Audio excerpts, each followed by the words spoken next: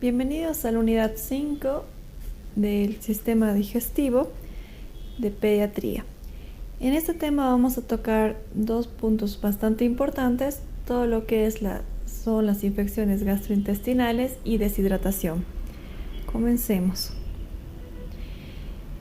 Como definición tenemos aquellas infecciones gastrointestinales a todo lo que es conocido como una gastroenteritis, a las infecciones que van a afectar a lo que es el tracto gastrointestinal, que causan manifestaciones principalmente conocidas como la diarrea y el vómito. La diarrea se va a definir como un cambio del patrón normal de las evacuaciones, caracterizado por un aumento de la frecuencia de las evacuaciones y la disminución de la consistencia de las mismas. Esto va a tener un incremento en el contenido acuoso de las heces. Por lo general se regula las infecciones gastrointestinales, van a causar diarreas agudas, la cual puede extenderse hasta 2 semanas, y si la diarrea persiste más de 2 semanas se van a considerar diarrea crónica. Dentro de la epidemiología, lo más importante cabe recalcar que esta es una de las principales causas de morbimortalidad en menores de 5 años, pero que se ha presentado una reducción de la mortalidad, logrando así que tenga mejores pronósticos, ya que se recibe el tratamiento adecuado y el manejo de hidratación ya es más conocido, y también tiene a presentarse como mejorías en la nutrición, ¿no? Dentro de la etiología, los principales causantes de las gastroenteritis tenemos a lo que es el rotavirus, la Escherichia coli enterotoxigénica, la enteropatógena, Shigella, Campylobacter jejuni y Giardia lamblia. Dentro de los pacientes que tienen compromiso o que están inmunocomprometidos, la causa etiológica más frecuente va a ser la Candida albicans. Vamos a hablar un poco de lo que es la diarrea osmótica. Esta va a ser producida principalmente por agentes que infectan al enterocito y que van a bloquear una producción de enzimas, ¿no? Entonces vemos en imágenes, acá tenemos una comida hipertónica y este va a estar bloqueado, ¿no?, a nivel de la producción de enzimas. La diarrea no inflamatoria va a estar causada por el efecto de las enterotoxinas bacterianas, que producen una destrucción, como ven en imágenes, de todo lo que son las vellosidades intestinales. Estas generalmente pueden ser causadas por virus, algunas adherencias de parásitos y adherencias o translocación de bacterias. La diarrea inflamatoria suele ser ocasionada principalmente por bacterias que van a invadir todo lo que es la mucosa intestinal.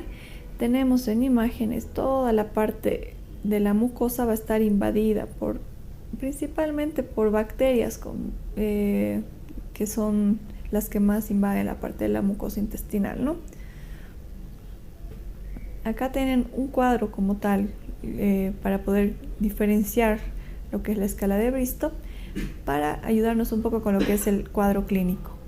El cuadro clínico va a depender mucho del agente etiológico involucrado. Va a presentarse como diarreas secretoras a todas las que son evacuaciones acuosas, y se van a llamar diarreas inflamatorias a las que además se acompañan de moco o de sangre, que es conocido como la disentería. Entonces ahí tienen esta escala para poder recordar o evaluar que son del tipo 1 a la 7, ya sea de acuerdo a la consistencia y las características que estas van a tener. La evaluación para hacer un tratamiento de estos casos de gastroenteritis o diarreas, vamos a poder hacer un manejo como tal de la deshidratación, que va a ser uno de la clínica principal, ¿no? En estos casos vamos a hablar de una deshidratación leve cuando el paciente, el niño, tiene una pérdida de peso menor al 5% en el caso de los lactantes, y una pérdida de peso menor al 3% en el caso de los niños mayores. La clínica va a estar, por lo general, los más o menos de 3 signos clínicos de deshidratación, que los vamos a ver más adelante, y que la frecuencia cardíaca todavía se mantiene dentro de lo normal.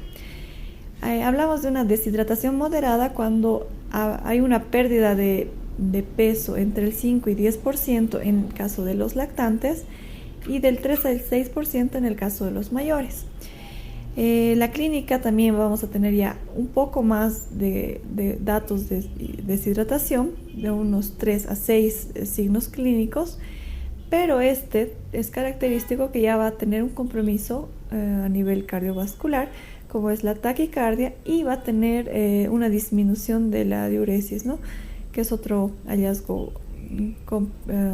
característico. Hablamos de deshidratación grave o severa en los casos que ya de niños lactantes que han perdido más de 10% del peso corporal total, y de los niños que tienen una pérdida de peso mayor al 6% en caso de niños mayores. Otra clínica o una parte de la clínica nos va a ayudar los datos de deshidratación mayores a 6 signos, y va a estar acompañado de lo que es el llanto débil, el pulso débil o ausente. Hay casos ya de hipotensión, la piel se va a encontrar fría, va a tener un llenado capilar lento y la alteración del estado de la conciencia, ¿no? En este caso, el paciente ya va a presentar datos de hipoperfusión y algunos casos más severos de choque hipovolémico. El diagnóstico de esta gastroenteritis como tal simplemente es clínico, ¿no? Vamos a ver los signos más graves de deshidratación, como tenemos en imágenes, a pantalla completa. Los ojos hundidos, vemos acá a nivel facial. En estado general el paciente ya va a tener letargia. En muchos casos en lactantes menores y niños pequeños se puede evidenciar lo que es la ictericia. En casos de recién nacidos y lactantes vamos a evaluar lo que es la fontanela, y si ésta se encuentra deprimida o hundida al palparla, también es otro dato característico de la deshidratación. La pérdida de peso, que ya la habíamos mencionado, el signo de pliegue positivo, que este es un poco variable ya que es más general, ¿no? Si se nota como la piel de los abuelitos, como se dice, que se queda la piel retraída y que demora o tarda en volver a la posición normal, ese es un signo de pliegue positivo. Y también en casos ya más severos vamos a poder evidenciar lo que son las contracciones musculares en extremidades superiores e inferiores. El tratamiento de una gastroenteritis o de la deshidratación principalmente están guiadas o dirigidas a lo que es la terapia de hidratación oral, una adecuada alimentación enteral en el caso de los casos más severos, el suplemento de zinc y las terapias adicionales con probióticos. La terapia de hidratación oral la vamos a clasificar en lo que son los planes de hidratación. Tenemos en imágenes esta tabla que nos va a indicar qué tipo de hidratación vamos a realizar, ¿no? Estas son las preguntas más frecuentes que se deben realizar al momento de una evaluación. Si presenta una sed normal, si está más de lo normal, o si bebe y no puede beber, ya estaríamos hablando de un plan de hidratación tipo C. Hay que observar como clínica toda la parte al examen físico, hacer una evaluación del aspecto en general del paciente, de los ojos, de cómo bebe el agua. Exploramos todo lo que es el signo de pliegue. Si desaparece rápidamente, estaríamos hablando de un plan de hidratación A. Si este desaparece lentamente, estaríamos hablando de un plan de hidratación B. Y si este tarda más de 2 segundos en desaparecer, ya estaríamos en el caso de necesitando un plan de hidratación C. Ya vamos a verlos igual más detallado a continuación. El plan A se va a dar en aquellos niños que tienen buena tolerancia oral. Nos va a ayudar más que todo como un plan de prevención de una deshidratación. Se utiliza para aquellos que han perdido, digamos, en las deposiciones cierta cantidad de agua, pero se puede ir administrando, reemplazando estas pérdidas después de cada evacuación diarreica o vómitos, ¿no? Ya empezamos con lo que son las sales de rehidratación oral. Niños que pesen menos de 10 kilogramos, estaríamos hablando de darle de 60 a 120 ml, y en niños que pesen más de 10 kilogramos, entre 120 a 240 ml. Recordar que además, como ellos tienen una buena tolerancia oral, se tiene que continuar con lo que es el seno materno o dieta de acuerdo a la edad del paciente. Debemos educar a los padres sobre los datos de deshidratación, que todo esto incluye lo que es el plan A. Recordar que nunca se debe dar a sorbos grandes, ni en biberón, ni de golpe, porque estos van a tender a ser muy vomitivos y van a provocar que también pueda ocasionar más vómitos y pueda deshidratarse más el paciente. Dentro del plan B hablamos de lo que es la deshidratación leve o moderada. Se recomienda el uso de sales de rehidratación a un promedio de 10 ml kilogramo peso,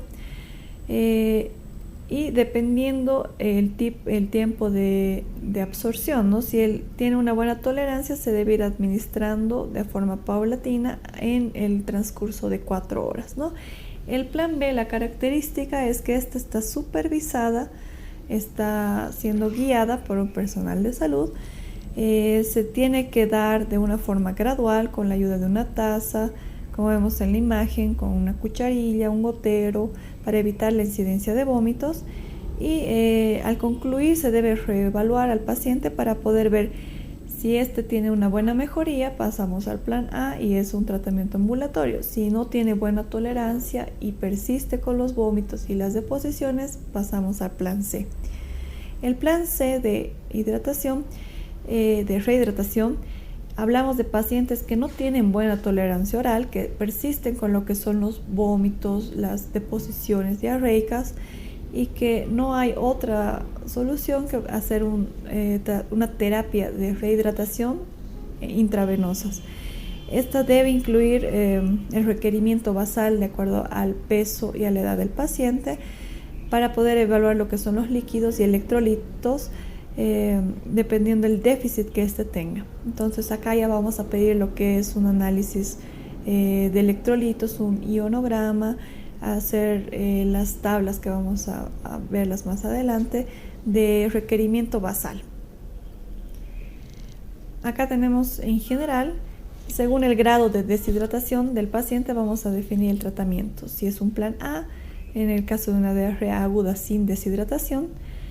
En el caso del plan B, vamos a hablar de pacientes que tengan diarrea aguda con deshidratación clínica moderada, pero que todavía podemos hacer terapia de rehidratación oral usando las sales de rehidratación y lograr hacer una recuperación, un equilibrio homeostático.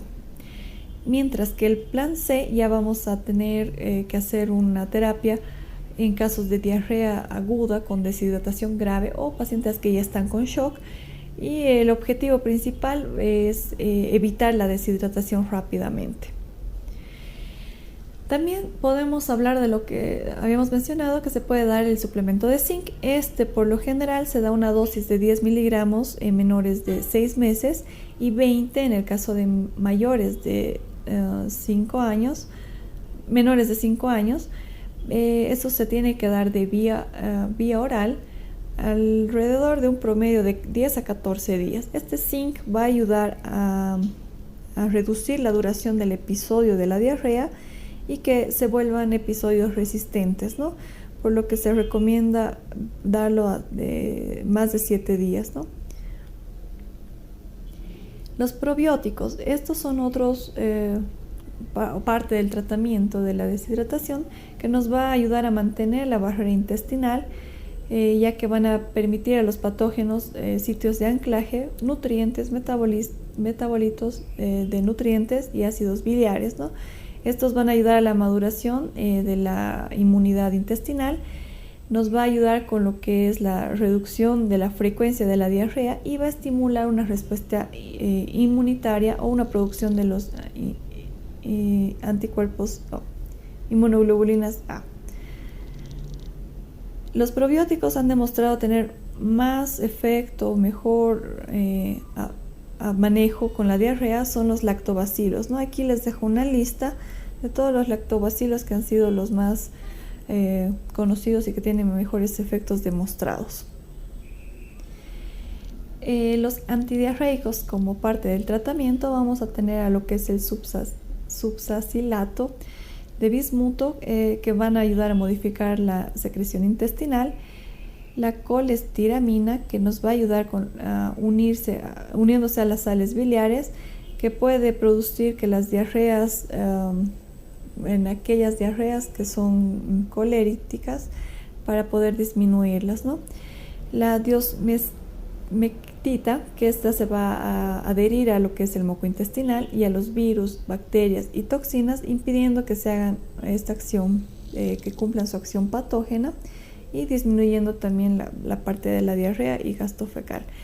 La loperamida, que es un inhibidor de la motilidad intestinal, nos va a dar un aumento de riesgo en el caso de eventos adversos graves en menores de 3 años, desnutridos y en deshidratación moderada grave. Por eso se utiliza, pero a dosis bajas. Los anticolinérgicos y opioides tienen mayor riesgo de complicaciones a nivel del colon tóxico y hemorragia de colon. El uso de antibiótico dentro de las diarreas infecciosas se puede utilizar si ya tenemos analizado como tal un coprocultivo y identificamos como agentes patológicos el Campylobacter, Shigella o especies de Salmonella. Vamos a utilizar la ciprofloxacina. En casos de Clostridium difficile vamos a utilizar el metronidazol. En el caso del Vibrio cólera vamos a utilizar las tetraciclinas o doxiciclina. En el caso de diarrea del viajero, la ciprofloxacina, timetoprim y sulfametoxazol. La Giardia y la Enteromoeba histolítica vamos a utilizar el metronidazol, y en el caso de las diarreas con disentería o con sangre vamos a utilizar el cotrimoxazol por 5 días y ampicilina también por 5 días. En el caso de antieméticos está recomendado principalmente el ondansetron para evitar más deshidratación. Como parte de la prevención se debe fomentar la alimentación del seno materno exclusivo al menos durante los primeros 6 meses de vida, la alimentación adecuada a la edad, dependiendo del estado de desnutrición que el paciente tenga. Y también podemos asistir con lo que son suplementos de vitaminas A o zinc, que son muy útiles para este tipo de prevención. Y principalmente lo que es la vacuna contra el rotavirus, ¿no? Otras enfermedades dentro de la parte gastrointestinal, causantes como la giardiasis, etiología. Recordemos que la giardiasis es una principal causa de diarrea aguda en niños. Esta va a tener una causa principal secundaria a una infección por parásitos, ¿no? Los síntomas también van a ser una diarrea, pero esta característica va a ser con un olor muy fétido. Va a ocasionar malestar general, cefalea, flatulencias, cólicos abdominales, náuseas y vómitos. En algunos pacientes también presentan dolores a nivel del epigastrio. Para el diagnóstico y tratamiento de la giardia vamos a utilizar o identificar principalmente como diagnóstico los trofozoitos o los quistes en las heces, ¿no? Esto con un coprocultivo, y los antígenos de la giardia mediante inmunoensayos enzimáticos. La principal complicación de la giardiasis, una infección gastrointestinal, va a ser la pérdida de peso. Como tratamiento podemos utilizar el metronidazol, el albendazol, la furazolitonina y el secnidazol. Otra enfermedad gastrointestinal que tenemos muy frecuente es la mebiasis, causada por la entamoeba histolítica, que es un parásito que principalmente va a habitar a nivel de colon y sigmoides.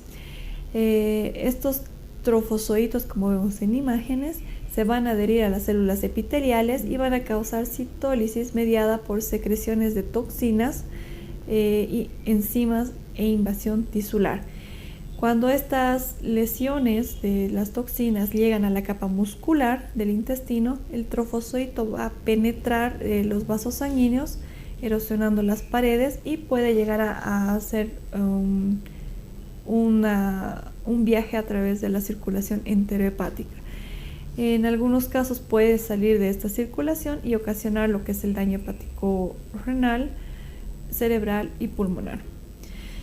La afección intestinal y extraintestinal más frecuente es la intestinal crónica en adolescentes y en adultos. Se va a caracterizar principalmente por periodos de estreñimiento que se van a alternar con periodos de diarrea. En algunos casos puede haber cuadros repetidos de disentería. Otros clínica como tal nos va a dar los síntomas de intestinales de vagos o de cuadros de diarrea persistente. La mebiasis intestinal aguda es más frecuente en los niños y en lactantes. Se presenta generalmente con diarrea, con moco o sangre, que es la disentería, dolor abdominal y tenesmo rectal. Las complicaciones de la mebiasis puede ser perforación intestinal, lesiones hepáticas, fístulas o amebomas. El diagnóstico, tratamiento y prevención para esta enfermedad. El diagnóstico se va a dar a través de un coproparasitológico o por serología. Recordemos que el diagnóstico serológico van a existir varias pruebas.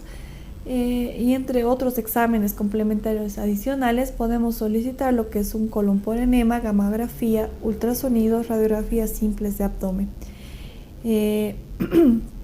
El tratamiento como tal va a ser utilizando metronidazol, tinidazol y secnidazol. La mebiasis, como prevención o medidas preventivas, hay que incluir lo que es la potabilidad del agua, sugerir un buen sistema de drenaje, una adecuada eliminación de las excreciones y una higiene en la parte de los alimentos, bebidas y el tratamiento de los portadores. Entrando a otra enfermedad que es parte de la parte gastrointestinal que tenemos dentro del área de pediatría, vamos a hablar de lo que es el reflujo gastroesofágico. Este es un fenómeno fisiológico que va a consistir en el paso involuntario del contenido gástrico hacia el nivel del esófago inferior, el tercio inferior, que este suele durar al menos unos 3 minutos y este se caracteriza más que todo en el periodo postprandial y no suele causar síntomas, ¿no? La enfermedad por reflujo gastroesofágico, ERGE, va a presentar trastornos en los que presenta este fenómeno como manifestaciones clínicas, complicaciones esofágicas.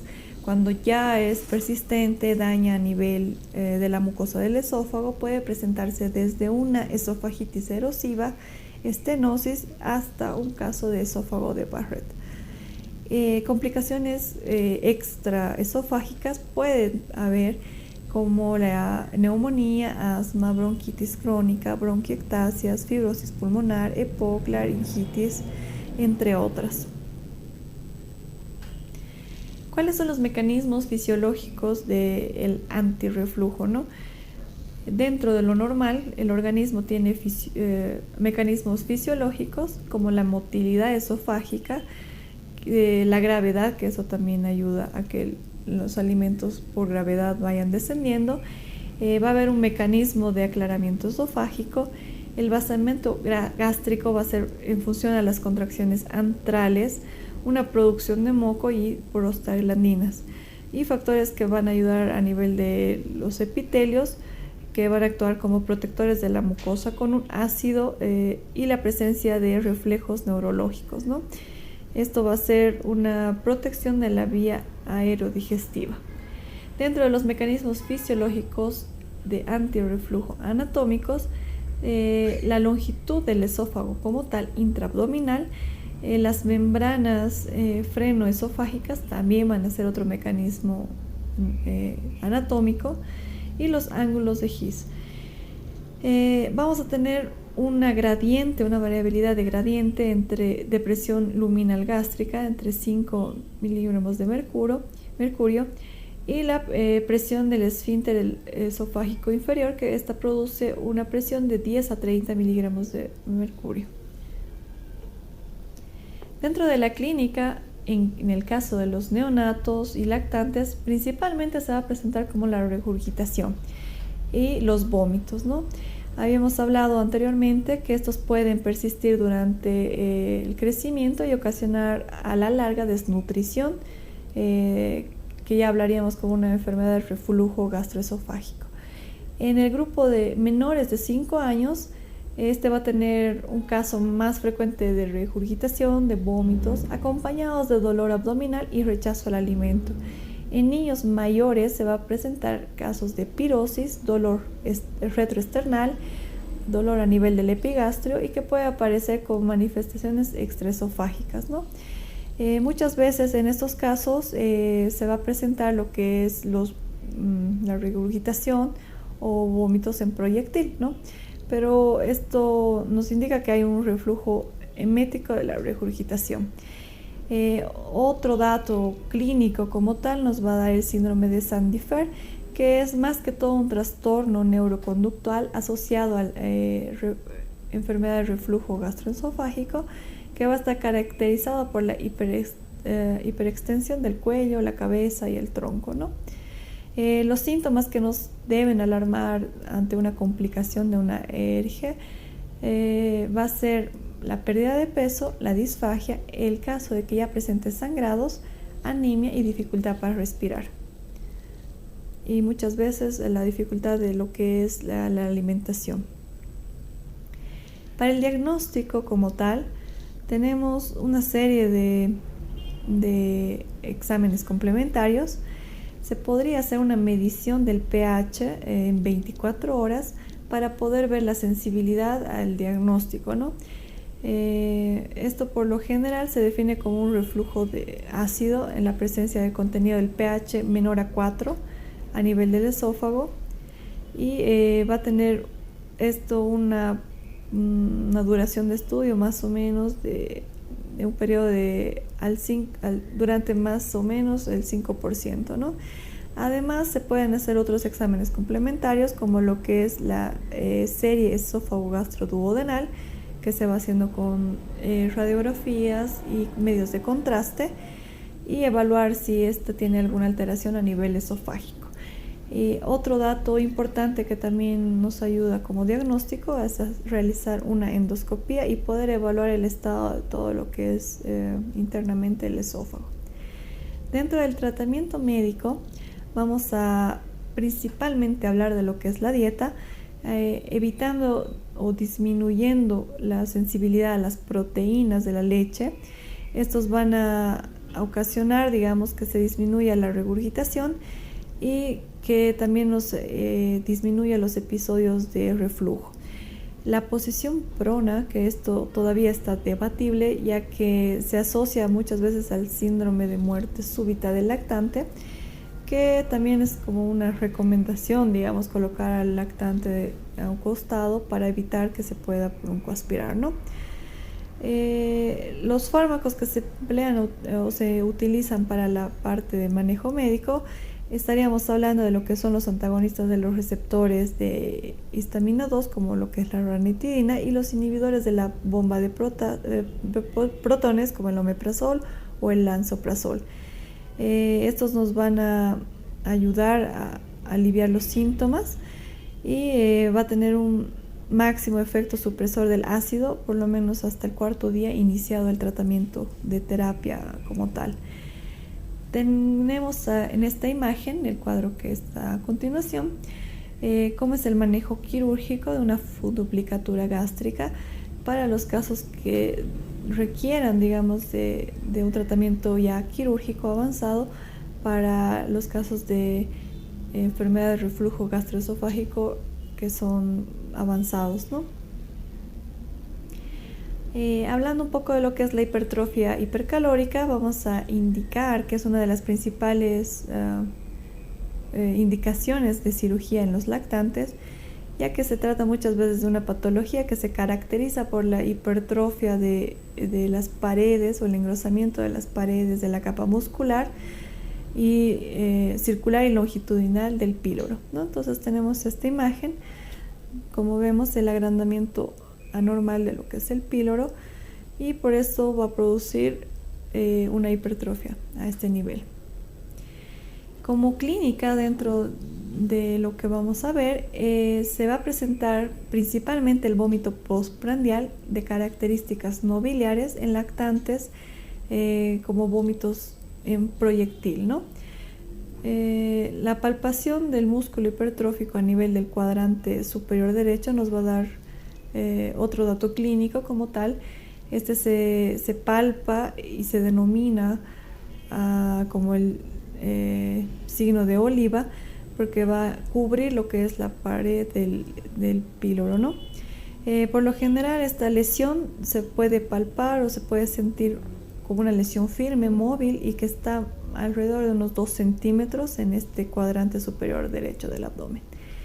La misma serie esófago-gastroduodenal nos va a indicar que hay una falla, una falta de relajación a nivel del antro prepilórico, y que se ve como un signo característico, como una cuerda ante el paso del material de contraste. Entonces esto ya nos va a dar la pauta de que se tiene una hipertrofia pilórica, ¿no? A nivel de la ecografía abdominal se puede evidenciar que el canal pilórico es mayor a 16 milímetros y tiene un diámetro también aproximadamente de 14, o dependiendo el engrosamiento, ¿no? Que puede ser en la capa muscular mayor a 4 milímetros. En estos casos ya son indicativos de que nos indica que hay un cuadro de hipertrofia pilórica. ¿Cuál es el tratamiento? Corregir si es que habría algunas alteraciones presentes. Muchas veces se ha utilizado lo que es la atropina intravenosa o vía oral para evitar más que todo las contracciones a nivel muscular, con el fin de que la hipertrofia no sea constante y que el espasmo vaya de a poco relajando, ¿no? Sin embargo, el tratamiento ideal y de elección siempre va a ser el tratamiento quirúrgico.